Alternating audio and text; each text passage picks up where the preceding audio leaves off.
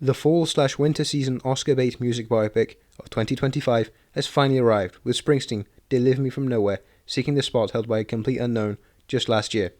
As expected, this film follows the essential tick-box formula of the music biopic genre, not really forming its own distinct identity, even when it tries. For those unaware, the film follows the eponymous Bruce Springsteen, following the success of his album, Born to Run, as he attempts to make something personal with his next album, Nebraska. Where a complete unknown focused solely on Bob Dylan's shift to electric and doesn't stray from that narrative setup, Deliver Me From Nowhere, as I'll be referring to it from here on out, attempts the same, portraying the creation of the album Nebraska. Yet, it fails to keep the attention on Nebraska and instead decides to dedicate screen time to Bruce Springsteen's kind of generic rock star biopic life, not to sound dismissive.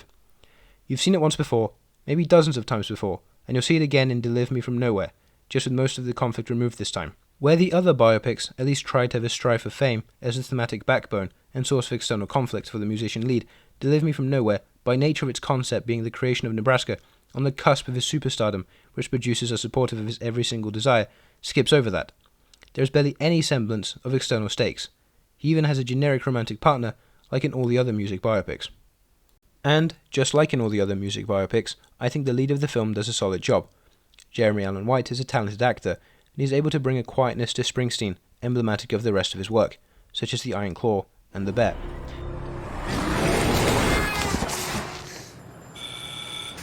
Is the only reason to watch the film, if there ever was one. The primary reason to ever watch most music biopics is to hear good actors sing songs the audience has a pre-awareness of. It worked on me when Timothée Chalamet sang like a Rolling Stone, as a fan of Bob Dylan, but I wasn't familiar with Springsteen before the film, and for many of the songs, it was my first time hearing them. This isn't to say that I disliked them. I thought that the songs were okay, but didn't scratch the barest itch that a music biopic is meant to scratch.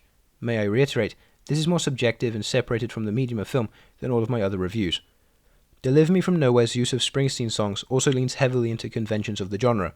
The songs don't necessarily move the story forward.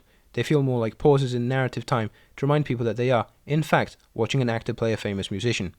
The songs halt momentum, rather than aid it, as they don't necessarily comment on what is occurring on screen, aside from superficially, from time to time. The only example of experimentation that the film indulges in is its use of monochrome cinematography during the flashback scenes to Bruce's past. If the film were released a few decades back, this would perhaps make it feel more alive, but in a cinematic landscape where Kneecap are doing their thing in Kneecap, creating a story around their desire to keep the Irish language alive, and Robbie Williams is an honest-to-God CGI ape, dancing in a jukebox musical which weaponizes his songs into pieces of the narrative, providing momentum in Better Man, maybe the best music biopic of all time, Deliver Me From Nowhere's slow-paced examples of quote-unquote spicing things up don't register as reaching the thematic highs that they were clearly intended for. But, yeah, the film spins its wheels for 2 hours going along with a story that has no stakes. There's no potential fall for Springsteen which the audience wants him to get out of. He's a rock star who only has one way to go. Up. The lack of stakes, not just on the level where the audience is aware of the outcome, but on a scene-to-scene level where an audience can approach the narrative by suspending disbelief. But Deliver Me From Nowhere doesn't work when suspending disbelief, and it really wants to remind the audience that it is Bruce Springsteen, legendary rock and roll star, on screen. The following paragraph may contain brief, albeit not particularly of substance, spoilers. I understand that, as these are true events for the most part, I'm not cultured enough to tell the fact from fiction when it comes to Springsteen's story. The presence of cinema in his life comes across within the confines of this film to remind the audience of better films which they could be watching.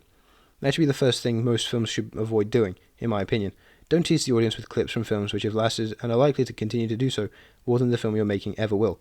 It's an easy way of pre-planning the film's obscurity when audiences are more likely to be interested in the films portrayed within the film, and Deliver Me From Nowhere falls right into that. When all is said and done, Deliver Me From Nowhere is honestly kind of monotonous, dragging limply from scene to scene, conflictless as White broods for the camera in a bid to receive an Academy Award nod, as many actors end up doing sooner or later. Springsteen, Deliver Me From Nowhere, 2 stars. Well, that's all. Keep on watching movies and form your own opinions. See you in the next one.